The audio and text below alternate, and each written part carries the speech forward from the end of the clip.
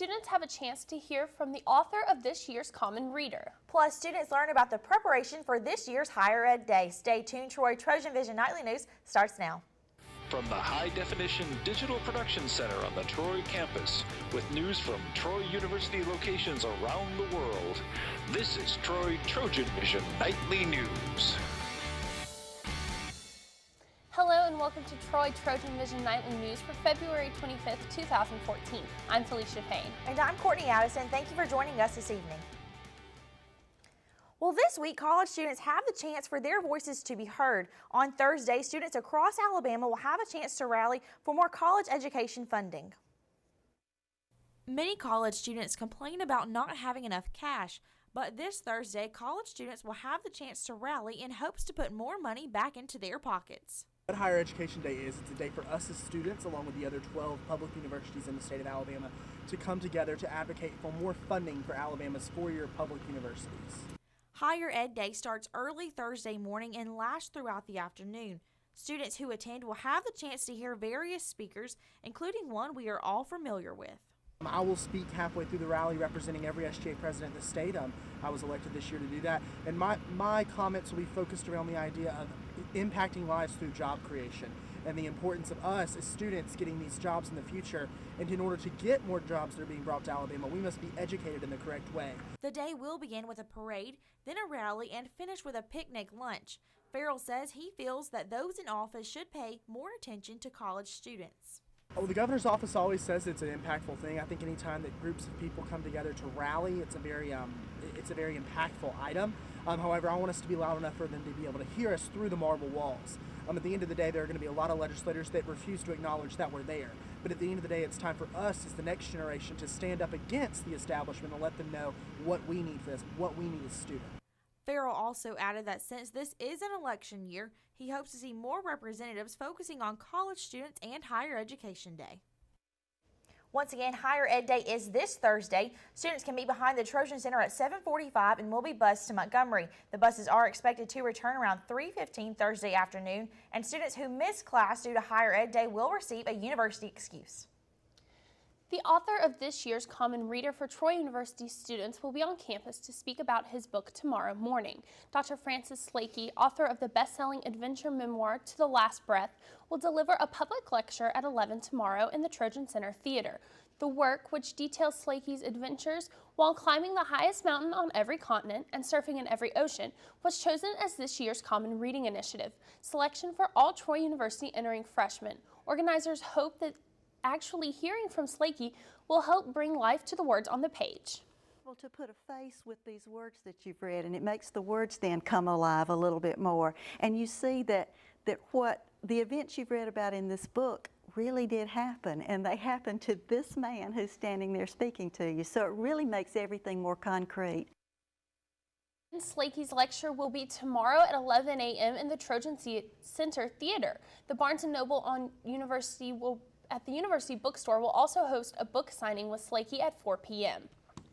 Well, Courtney, you rarely see the university promoting gambling on campus. That's exactly right, Felicia, but this Wednesday, the University Activities Council is bringing Lady Luck to Troy. Haley Greathouse has more. The University Activities Council is hosting Casino Night, an annual event that gives students a break from their studies. We have a group coming in to set it up. They're going to do all the different poker tables, slot machines, everything else. So they're actually a professional group that's coming in and setting everything up. It's going to be in the ballrooms. It starts at 7 o'clock. So even if you don't know how to play, there's going to be a lot of people that can relate with you and stuff, and there will even be like a tutorial so they can teach you and stuff. We're having an Elvis impersonator at 7:30 and 8:30, so it should be a lot of fun. And this event gives students something to participate in between dollar movie nights. It's a great way to get out of the dorms. It's Wednesday night, so there's not much going on, and just a great way to have fun with your colleagues, meet new people, and you have a chance to win some great prizes. And what are these prizes? We're having a lot of good prizes. The top prize this year is an iPad, so we really encourage everyone to come out, play. There's a lot of smaller prizes. We're actually doing a silent auction for the smaller prizes, which include movies, detergent, just small fun gadgets. And Pierce says that the event is for everyone.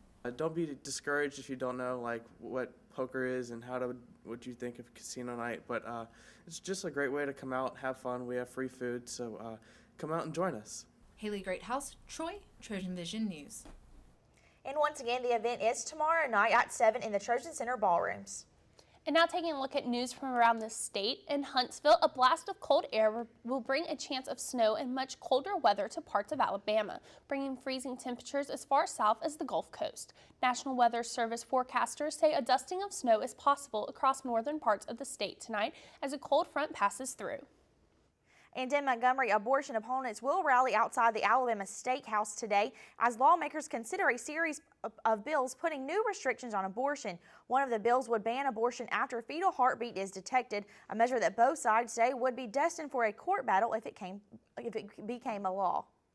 Birmingham police say that charges are not likely to be filed against guardians of a kindergartner who accidentally brought a gun to school. Police say the girl's mother was in a car accident Sunday and her aunt put the gun in her backpack while the family was transferring their belongings from the wrecked car.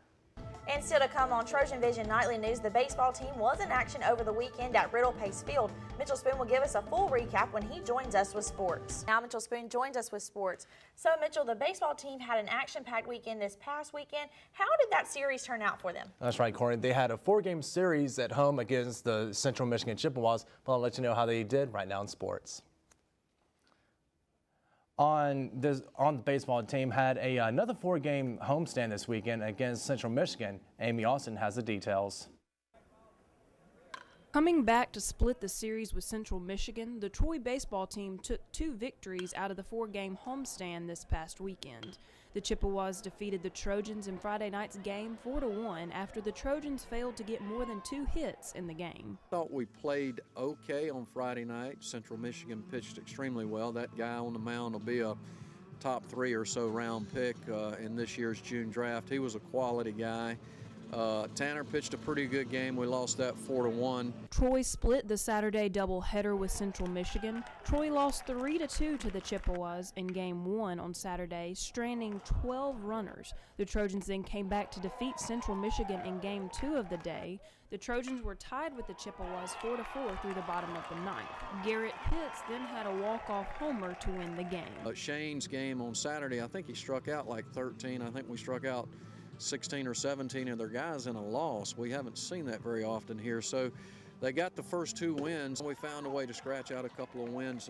The second game on Saturday in a 9th inning walk-off homer by Garrett Pitts. Troy came back to tie the series on Sunday. The Trojans took a 3-2 victory from Central Michigan.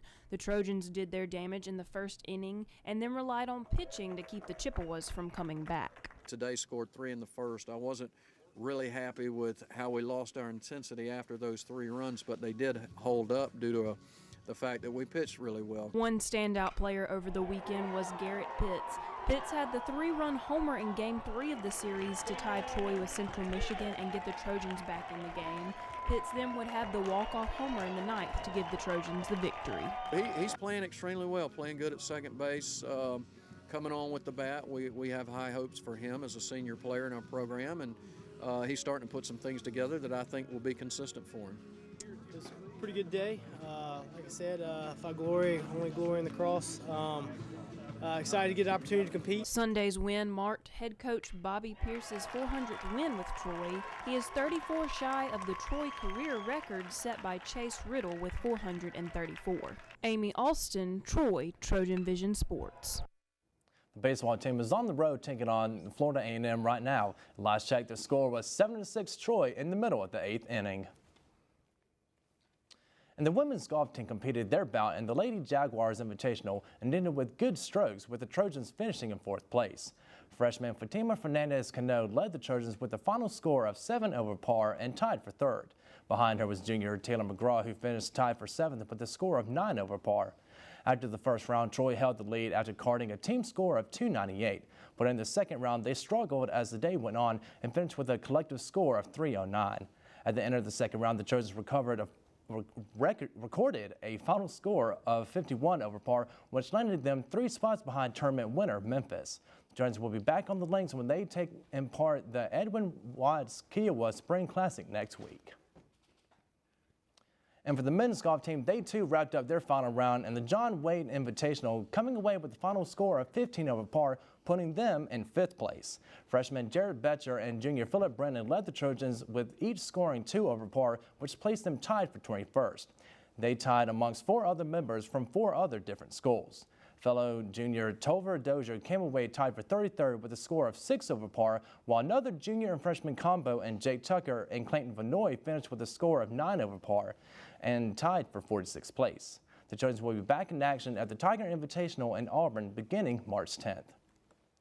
So, Courtney, Felicia, congratulations, of course, to the baseball team breaking away even with the Chippewas, and congratulations, of course, to both men's and women's golf teams finishing in the top 5.